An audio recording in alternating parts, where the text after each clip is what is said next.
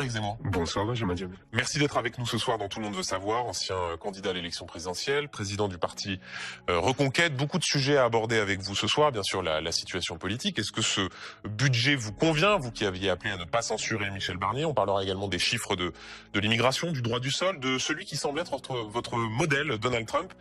Mais je voudrais commencer par cette information qui est tombée il y a quelques instants. Le tribunal administratif de Melun qui a donc annulé l'OQTF, l'obligation de quitter le territoire français qui touchait l'influenceur Doualem.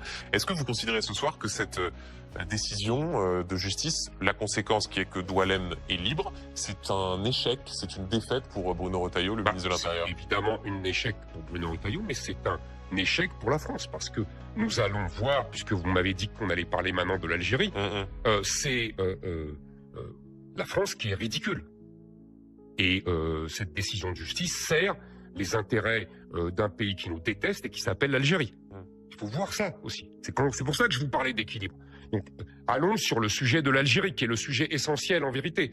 Nous avons ce pays qui est en principe indépendant depuis 60 ans et qui, en fait, se repaît de sa détestation pour la France. Tous les échecs de ce pays sont mis sur le compte de la France, de la colonisation, et qui... je pense qu'il y a un rapport très pervers entre la France et l'Algérie. Vous savez, il y a quelques mois, M. Tebboune le président algérien, a donné une interview à un journal français et dans lequel il a déclaré, soi-disant sous forme de boutade, que la France devrait donner aux Algériens des visas de 132 ans. C'est-à-dire que c'est exactement la durée de la colonisation française en Algérie de 1830 à 1962. Qu'est-ce que ça signifie, cette fausse boutade? Ça signifie que les Algériens considèrent légitime de coloniser la France à leur tour. Et ça explique beaucoup de choses, ça explique beaucoup de comportements, ça explique cette haine de la France qu'on retrouve chez beaucoup d'Algériens qui vivent ici, qu'ils aient la nationalité française ou pas. Et ça explique le comportement du gouvernement algérien et l'échec absolu d'Emmanuel Macron dans sa stratégie vaine de réconciliation avec l'Algérie. Mais Éric Zemmour, là encore, et je rappelle cette expression qu'avait notamment utilisée le président de la République à l'égard de la façon dont le régime algérien utilisait la mémoire, il avait parlé de rente mémorielle. Mais si, encore une fois, puisque c'est un responsable politique... C'est bien au-delà de ça, en vérité. C'est un responsable politique que j'ai en face de moi ce soir. Dans le cadre des relations entre Paris et Alger, vous avez un ministre de l'Intérieur qui utilise d'ailleurs à peu de choses près les mots que vous utilisez, puisqu'il dit l'Algérie a voulu humilier la France. Et qui prend cette décision avec un ton martial et qui décide de renvoyer un influenceur, dans le cas d'espèce celui dont on parle, Doualem, qui est forcé de revenir puisque l'Algérie n'accepte pas. Pourquoi est-ce que vous réussiriez là où Bruno Retailleau échoue? Bruno Retailleau n'est pas un laxiste, n'est pas quelqu'un qui est dans cette vision-là victimaire vis-à-vis de l'Algérie. Écoutez, moi c'est très simple, je vois qu'avec la Colombie, Donald Trump réussit en 2 heures ce que Bruno Retailleau n'a pas réussi à faire avec l'Algérie. Et c'est la même gouvernement français n'ont pas réussi. Les relations entre les États-Unis et la Colombie, c'est la même chose que les relations entre la France et l'Algérie? En tout cas, les moyens de pression dont nous disposons sont très importants. Lesquels? Écoutez, c'est très simple. D'abord, vous savez, c'est bien au-delà de cette expulsion. C'est le fait que l'Algérie ne nous reprenne quasiment pas d'Algériens que nous expulsons, clandestins, ils ne les reprennent pas. C'est bien au-delà de ce Doualem. Écoutez, commençons par le commencement. Nous pouvons bloquer tous les visas que demandent les Algériens pour venir en France. Et Dieu sait s'il y en a. C'est un acte de souveraineté, la France peut tout bloquer. Deuxièmement, nous pouvons, évidemment, nous devons rompre et supprimer l'accord de 1968 qui favorise l'immigration algérienne par rapport aux autres. Vous savez qu'un certain nombre de spécialistes considèrent que cet accord a d'ores et déjà été vidé de sa substance et que jouer sur l'accord de 68 ne changerait pas grand-chose. C'est faux. Il n'a pas été vidé de sa substance. La preuve, c'est que les Algériens ont des privilèges en matière, par exemple, de regroupement familial. Nous pouvons aussi supprimer un accord de 2007, qui est moins connu, qu'a évoqué M. Driancourt, ancien ambassadeur de France en Algérie, qui permet à tous les Algériens qui ont des visas diplomatiques de se rendre facilement en France. Et vous savez, en Algérie, comme dans beaucoup d'États africains, on distribue assez généreusement les visas diplomatiques. Mais nous pouvons continuer. Nous pouvons, par exemple, bloquer les demandes d'Algériens qui viennent se faire soigner en France. Et il y en a beaucoup. Et il laisse une ardoise colossale. Je vais parler de l'ardoise qu'il laisse en général. Vous savez, hier, nous avons réuni, dans le cadre du groupe européen, l'ENS, un colloque sur l'Algérie et sur les rapports entre la France, et Sarah Knafo, la députée européenne Reconquête, a listé tout ce que nous coûte l'Algérie. Mais Éric Zemmour, est-ce que vous avez lu, parce que vous parlez d'une interview du président algérien, non mais juste pour faire une incise, puisque c'est un dialogue.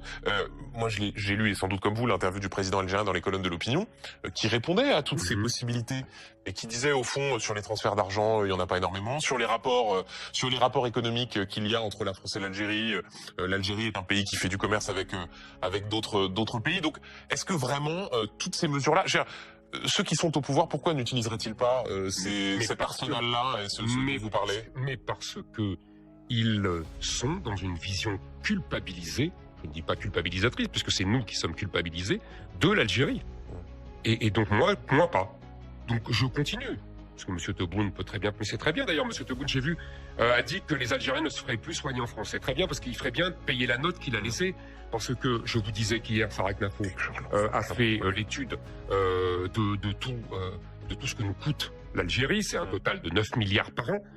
Et pour les notes que les Algériens et les hauts dignitaires algériens ne payent pas dans les hôpitaux de France, on en a simplement pour l'année 2023 45 millions en Île-de-France, uniquement dans les hôpitaux d'Île-de-France. Vous voyez, et je ne vous parle pas de la fraude sociale, je ne vous parle pas de ce que nous coûte les prisonniers algériens.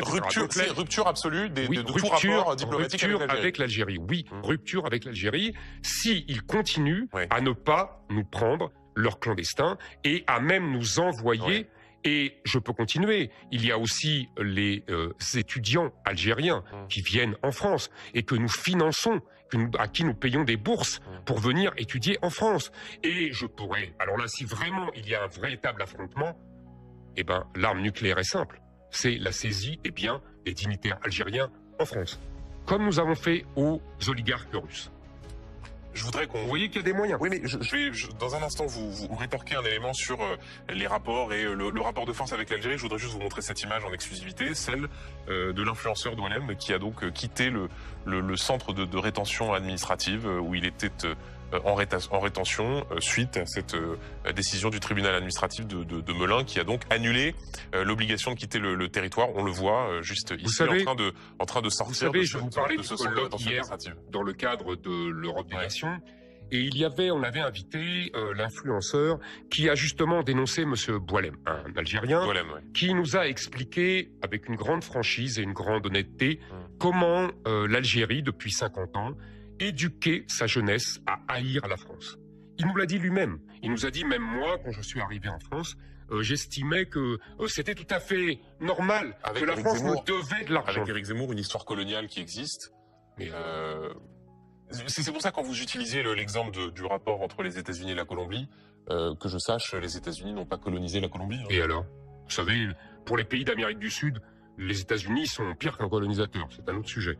Et alors, je peux vous dire que nous avons aussi colonisé le Vietnam, et je ne vois pas des Asiatiques issus de l'immigration vietnamienne qui haïssent la France de cette façon. Pardonnez-moi, ce n'est pas la même chose. Et pourtant, nous avons aussi colonisé ces gens. Et il y a eu des guerres, et il y a eu des affrontements, et il y a eu des massacres. Donc, en Algérie, vous savez... Je pense que les Algériens pourraient nous être reconnaissants. Nous avons trouvé un pays qui était un cloaque. Être reconnaissant? Oui, reconnaissant. C'est-à-dire quoi? C'est le couplet de la colonisation positive pour mais mon cher Benjamin Duhamel, ne prenez pas avec ironie. Je sais que dans votre génération, on vous apprend que ce qui a de mal pour la France, mais moi je vais vous dire quelque chose. On peut écouter Benjamin Stora, des historiens, et s'interroger sur Benjamin Stora est l'historien du FLN, donc c'est pas la même chose. D'accord. Moi, c'est vous défendez ce soir l'apport positif de la colonisation, c'est ça? Mais absolument, mon cher Benjamin Duhamel. Et en Algérie, je peux vous dire, parce que moi, mes ancêtres, ils vivaient depuis 1000 ans, que ce pays était un pays, c'était un cloaque, que la colonisation turc n'avait absolument rien fait, qu'il y avait le choléra, le typhus, que les terres n'étaient pas cultivées, que c'était une catastrophe. C'est la France qui a soigné tout ça. C'est la France qui a éradiqué les épidémies. C'est la France qui a construit des routes. C'est la France qui a construit des villes. Vous allez à Alger, vous allez à Constantine, regardez les immeubles. Vous verrez. Et donc, ça justifie aujourd'hui de considérer que, au fond, cette histoire coloniale, elle n'existe pas. Ah, je n'ai jamais dit qu'elle n'existait pas. Mais qu'en tout cas, il n'y a pas... En tout cas, que nous avons... Dans la façon de tenter de raccommoder les liens avec l'Algérie, il n'y a pas de fait des choses que la France a à se faire pardonner? Absolument, nous n'avons rien à nous faire pardonner. Rien du tout. Rien du tout. La torture au moment de la guerre d'Algérie. Mais mon cher, vous oubliez que ces gens-là faisaient sauter des bombes dans les cinémas et tuer les femmes et les enfants. Et donc il fallait bien trouver des moyens d'arrêter. D'ailleurs, nous avons arrêté et la France a gagné cette guerre d'Algérie. Jamais l'armée algérienne n'est rentrée sur le territoire algérien et le terrorisme a cessé. Donc c'est uniquement une décision politique du général de Gaulle que d'avoir décidé de donner l'indépendance de l'Algérie parce que justement, il ne voulait pas que son village devint Colombey les deux mosquées, je vous le rappelle. Et toute l'erreur de nos élites après, c'est d'avoir laissé venir des millions d'Algériens qui justement nous haïssaient à cause de cette colonisation française et qui, en France, éduquent leurs enfants dans la haine de la France. Il y a quand même un paradoxe, Éric Zemmour, dans tout ça, c'est que je suis allé regarder depuis 2020 l'évolution des ressortissants algériens acceptés par le régime d'Alger. Qu'est-ce qu'on constate? On constate que c'est au moment où Gérald Darmanin, le ministre de l'Intérieur, à l'époque, avait décidé de tordre le bras d'Alger, notamment sur la question de la délivrance de visa, que la courbe des ressortissants algériens acceptés s'effondrait. Et c'est au moment de la reprise des discussions diplomatiques, notamment entre le président de la République et le président algérien, que la courbe remontait. Donc vous pouvez dire bras de fer avec l'Algérie, mais si ça aboutit à ce que tout simplement l'Algérie ferme ses frontières et qu'on ne puisse pas renvoyer le moindre ressortissant, je suis pas sûr que ce soit exactement le projet politique qu'il Vous voulez dire que la courbe remontait de 0 à 20 ? Non, alors qu'il y avait des dizaines de milliers de clandestins algériens qu'on voulait renvoyer et qu'on pourrait renvoyer aussi les milliers de prisonniers algériens qui croupissent dans nos prisons et qui nous coûtent de l'argent. Il y a beaucoup de choses à faire avec l'Algérie, je peux vous dire. Éric Zemmour, je voudrais qu'on parle des chiffres de l'immigration, ceux de l'année 2024, parus avant-hier. Les titres de séjour accordés sont en hausse, plus 1,8%, mais il y a plus d'expulsions et moins de régularisation que l'année dernière. Plus d'expulsions par rapport à quoi? C'est-à-dire qu'on est passé de 7% des OQTF à 8%? Non. Là, c'est deux choses. On parle des obligations de quitter le territoire français qui sont exécutées et on parle du nombre d'expulsions, plus 26,7%. Non mais, bien sûr que dans ce débat, Éric Zemmour, chacun retient les chiffres qu'il souhaite. Benjamin Duhamel, quand vous avez... Non mais est-ce qu'à minima, vous avez fait du calcul quand même. Oui, ça quand vous avez fait 26% de 3 et 26% de 1 million, c'est pas le même nombre. Bon bah voilà, c'est toute ma réponse. Donc à aucun moment vous ne dites, vous qui ne cessez d'expliquer que les pouvoirs publics sont dans laxisme fou, qu'il n'y a aucune volonté de réguler l'immigration. Là, moi, je regarde les chiffres et je vois plus d'expulsions et moins de régularisation. Vous ne regardez pas les chiffres. Vous regardez ce que vous a écrit le ministère de l'Intérieur. Moi, je vais vous donner les chiffres. Vous avez une immigration qui est à 320 000 entrées légales, 330 000 aujourd'hui, entrées légales, plus les 180 000 de droits d'asile qui ne sont jamais expulsés, qu'ils soient acceptés ou refusés. Ça vous fait 500 000 par an. Vous savez sur les... D'ailleurs, c'est 360 000 de séjours, mais vous savez combien d'étudiants sur ces 360 000? Absolument, 100 000. Un peu plus de 100 000, 109 000. Ces étudiants-là, ils n'ont pas vocation à rester sur le territoire. Ces étudiants-là, pour la plupart, ne servent pas à la France. Pour la plupart. Je veux bien qu'on prenne quelques dizaines d'étudiants vraiment haut de gamme qui apportent à la France. Le reste, franchement, ils ne payent pas les droits qu'ils coûtent. Parce que la France, les universités françaises refusent de faire payer plus cher alors que la loi les y autorise. Donc on arrête les étudiants? On arrête, sauf des profils vraiment haut de gamme. Ça ne sert à rien et pour la plupart, ils restent en France. À quoi vous voyez les profils haut de gamme? Des profils haut de gamme, des gens qui ont des diplômes supérieurs et qui peuvent vraiment apporter à la recherche française, etc. Sinon, ça ne sert à rien. Pour dire les choses, quand vous dites les profils haut de gamme, c'est selon le pays d'où ils viennent. Pas seulement. Il y a par exemple des Marocains qui sont très forts en maths. Il y a des Marocains qui sont à Polytechnique. Ceux-là, je les respecte et je serai heureux de les accueillir. Et donc on passe à combien, à peu près combien d'étudiants on accepte? 1000. 1000. Ça ne sert plus à rien. Donc on passe de 110 000 Absolument. à 1000. Absolument. D'accord. Il y a aussi le regroupement familial. À peu près 90 000, 100 000, vous avez le chiffre exact. Moi, je vous le dis de tête. Parce que ça dure depuis des années. Ça aussi, on arrête. On arrête. Voilà. Vous voyez, déjà là, ça fait des grosses masses. C'est ça, les vrais enjeux. C'est ça quand vous parlez de nombre. Après, vous avez aussi le droit humanitaire, etc., etc. Et vous avez le droit d'asile. Moi, je pense qu'il faut le droit d'asile. Et vous savez, le droit d'asile, est-ce que c'est le droit d'asile au départ? C'est Victor Hugo qui va à Guernesey. Oui, j'avais eu l'occasion de vous interroger pendant l'élection présidentielle. Vous disiez, c'est Victor Hugo et Solzhenitsyn. Oui. Donc, ça veut dire que les femmes afghanes qui sont persécutées par le régime taliban... Elle reste en Afghanistan. Donc, où Elles n'ont le droit de rien faire, ou elles sont persécutées, restent chez elles, pas le droit d'écouter de la musique, pas le droit de travailler. Et alors attendez, vous savez combien avec si elles souhaitent quitter l'Afghanistan pour éviter la persécution, ce n'est pas la vocation de la France de les accueillir. Non. Vous voulez accueillir toutes les femmes afghanes, parce que toutes les femmes afghanes vivent comme vous le dites. Donc ça vous fait 10 millions de personnes, 20 millions de personnes. Vous allez les accueillir dans votre salon?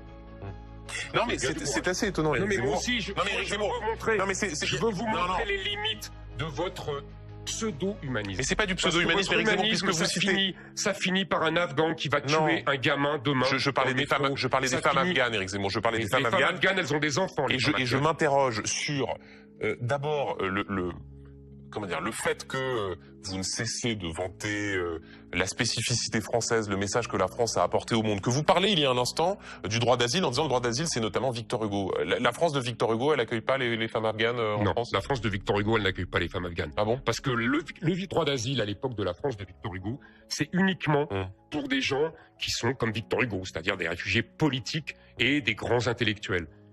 Aujourd'hui, on a ajouté des conditions de droit d'asile, on a ajouté pour les femmes persécutées, pour les homosexuels. Vous savez, les homosexuels dans tous les pays musulmans, ils sont persécutés, et dans tous les pays africains. Donc vous allez tous les accueillir? Vous voyez bien que c'est délirant. Vous voyez bien qu'on est sorti de la raison. Donc il faut arrêter. Et les chrétiens d'Orient persécutés, ça, on accepte? Les chrétiens d'Orient, vous savez, ils sont pas en si grand nombre. Ah, donc ça va. Mais ce sont des chrétiens, mais moi j'en fais la différence. Ouais. Je fais la différence parce que nous sommes un pays. Donc les femmes afghanes c'est non, mais les chrétiens d'Orient c'est oui. Les chrétiens d'Orient ne sont pas des millions et des millions comme les femmes afghanes. Un. Et deuxièmement, les chrétiens d'Orient, comme leur nom l'indique, ne sont pas musulmans. Je fais la différence entre les musulmans et les chrétiens parce que je pense qu'il y a une différence civilisationnelle et que nous sommes un pays de culture chrétienne et que les musulmans, sauf exception, évidemment, par exemple, les Kabyles qui se détachent d'un islam rigoriste et qui veulent s'assimiler à la culture française, à part cela, ne veulent pas s'assimiler à la culture française et ça donne l'islamisation du pays, c'est-à-dire que c'est des villes qui ne sont plus françaises, qui sont islamisées. Mais vous m'avez déjà entendu dire ça. Quelle ville est islamisée ?